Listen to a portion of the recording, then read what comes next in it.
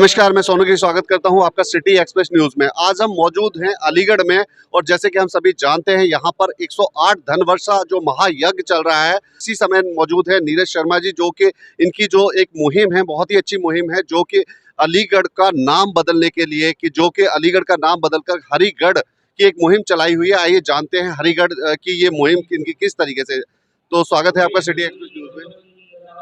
ये अलीगढ़ चाहे बदलाव, हरिगढ़ ये सदियों से हरिगढ़ था, युगों युगों से हरिगढ़ था।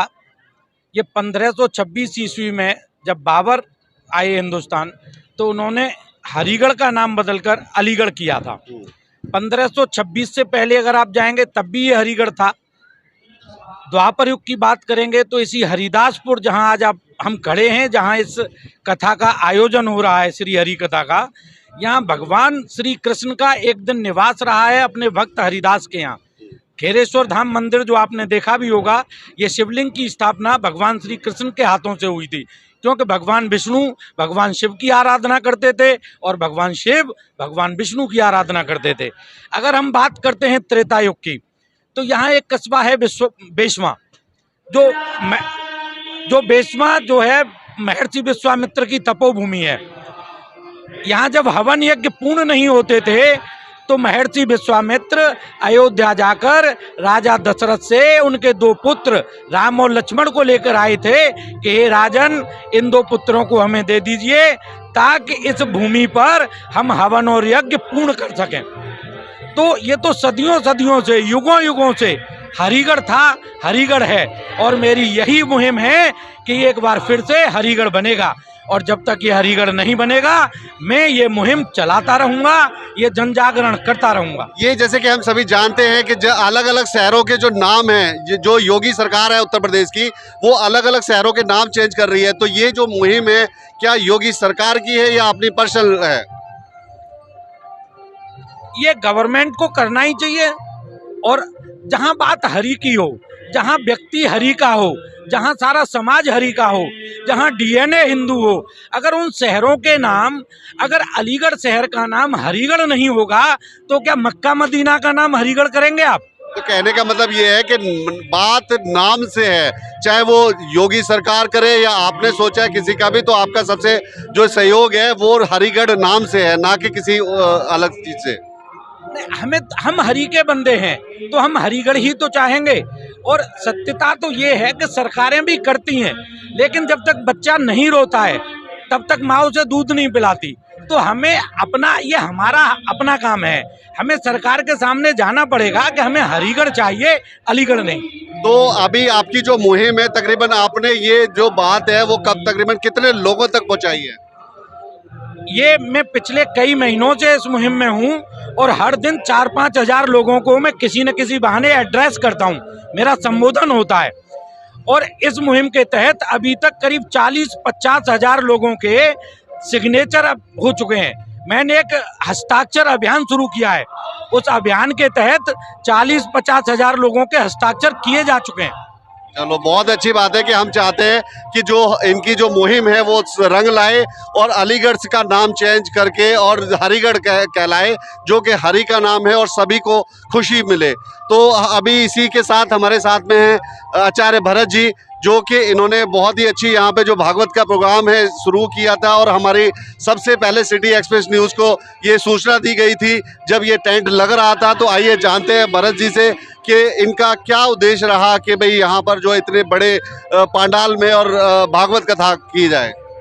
सभी आपके चैनल से सभी जितने भी दर्शक हैं सभी के लिए राधे राधे, सीताराम, जय हिंदू राष्ट्र। जो मेरा जो उद्देश्य था, एक संकल्प लेकर के जो बागेश्वर धाम है, धीरेन्द्र शास्त्री जी के द्वारा मन में आया, विचार आया, मेरी उनसे मुलाकात छतारी में हुई थी। मन में विचार आया कि जब पूर्वी क्षेत्र से ये हिंदू राष्ट्र की संकल्प लेकर के महाराज जी चल रहे हैं ध्वजा को उठा करके, तो मैंने भी मन में विचार बनाया कि 108 पुण्य श्री लक्ष्मी धनवर्षा महायज्ञ कराऊंगा और एक दिव्य भागवत का आयोजन भी करूंगा, जिसमें धीरेन्द्र शास्त्री जी का आगमन भी होगा। हमारे यहाँ पर कल आगमन था, लेकिन किसी व्यस्तता के कारण वो नहीं आ पाए, क्योंकि यहाँ पर जो हरिगढ़ वासी जो हैं, जो राक्षस प्रवृत्ति के हैं, वो हमारे इस कार्यक्रम में माहौल बिगाड़ना चाहते थे। तो जैसे कि हम अभी जैसे हमारी हर वीडियो आपकी सिटी एक्सप्रेस न्यूज़ की यहाँ से बनी है और हमारे पास लोगों के फ़ोन आ रहे हैं, जो दर्शकों के फ़ोन आ रहे हैं और जो भक्तों के फ़ोन आ रहे हैं कि धीरेंद्र शास्त्री जी यहाँ पर क्यों नहीं आए, किस लिए नहीं आए। तो आप उनको ये संदेश ज़रूर पहुँचाएँ कि धीरेंद्र शास्त्री जी यहाँ पर नहीं आ पाए। वैसे बता दिया है, फिर भी एक बार दोबारा बताएँ। महाराज जी का आगमन तो यहाँ पर 12 तारीख में आगमन हो रहा था, लेकिन 11 तारीख को दैविक आपदा आई जिससे हमारा पांडाल यज्ञशाला ध्वस्त हो गई। पांडाल में थोड़ा बहुत विघटन आया था, लेकिन किसी ने हमारे यहाँ के जो दुष्ट प्रवृत्ति के लोग हैं, जो जिहादी हैं, जिन्होंने पशु क्रूरता की, यज्ञशाला के किनारे पर 5 से 6 पशुओं को काटा गया, उनके अवशेष यज्ञशाला में फेंकने का प्रचार किया। और जब महाराज जी को मालूम पड़ा, क्योंकि हम मालूम सबको हल्ला हो रहा था, हमने जोर तोड़ से प्रचार प्रसार किया था और महाराज जी के यहाँ पर आगमन हो रहा था। फिर महाराज जी ने एक वीडियो वहाँ से जारी की है और अपने भक्तों को संदेशा दिया है, जब तक अलीगढ़ को हटा करके हरिगढ़ नहीं बनेगा तब तक मैं अलीगढ़ नहीं जाऊँगा। अच्छा, तो एक चीज और बताया कि ये चीज अगर जो धीरेंद्र शास्त्री जी ने कहा है कि भाई अलीगढ़ का नाम हरिगढ़ ना हो, तो उनकी बहुत ही अच्छी वो पहल होती है। उनके साथ में हजारों लाखों लोगों से जो भक्त हैं वो जुड़े हुए हैं। क्या इस पहल में उनका योगदान नहीं हो सकता? महाराज जी का योगदान है। महाराज जी ने अपने एक वीडियो जारी किया है और वीडियो में थोड़ी देर बाद आपको दे दूंगा, कथा पांडाल में वीडियो चलेगा, क्योंकि मैंने सभी भक्तों से कहा था कि महाराज जी यहाँ पर आने वाले हैं और महाराज जी के लिए उल्टा सीधा यहाँ पर जैसे उनका माहौल बिगाड़ने के लिए, क्योंकि कहीं ऐसा ना हो जाए हिंदू मुस्लिम बात हो जाए यहाँ पर, क्योंकि ये जो अलीगढ़ क्षेत्र है एक ये मिनी पाकिस्तान कहलाया जाता है हमारे यहाँ पर।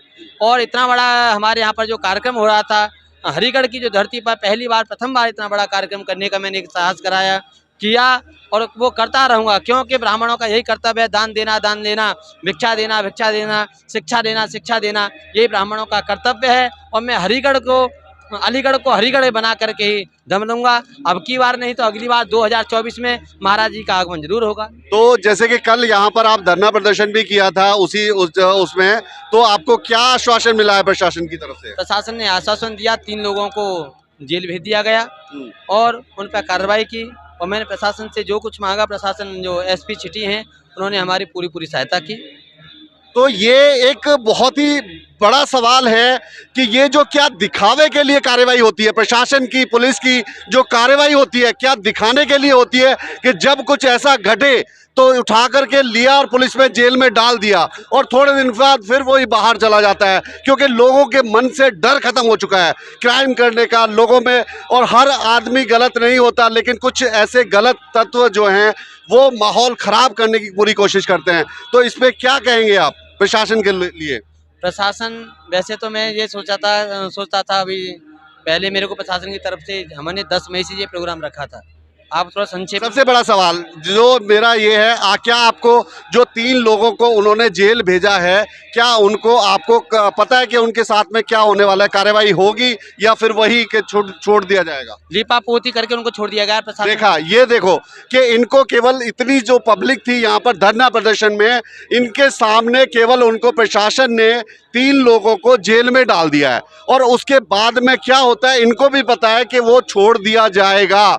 क्यों ऐसा होता है? क्यों दिखाते हैं लोगों को कि ये चल रहा है हमारे राज में? तो किस तरीके से लोगों का इसी तरीके से जब तक एक को बढ़ करके एक सजा नहीं मिलेगी तब तक ये नहीं सुधरने वाले, ये आगे और 4 और पैदा होंगे। क्यों और क्या कहना चाहोगे इस पे? मैं इसलिए कहूँगा ऐसे जिहादियों को तो अगर मैं कहूँगा कि शासन प्रशासन थोड़ा सा एक अनुमति प्रदान कर दे तो हम तो ऐसे का हाथ काट दें, क्योंकि हमारी यज्ञ में विघ्न डाले। क्या आपको लगता है कि ऐसे कुछ लोगों की वजह से जो सही हैं, दूसरी कौम में भी जो सही हैं वो भी पिसते हैं?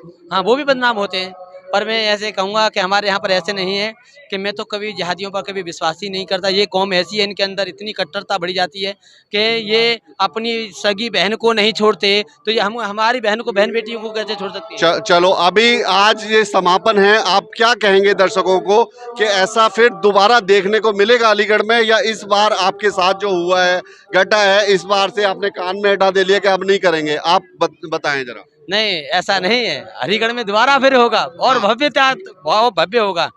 तो ये देखो कि ऐसी परेशानियों से हम लड़ते रहेंगे और इसी तरीके से प्रोग्राम फिर करते रहेंगे।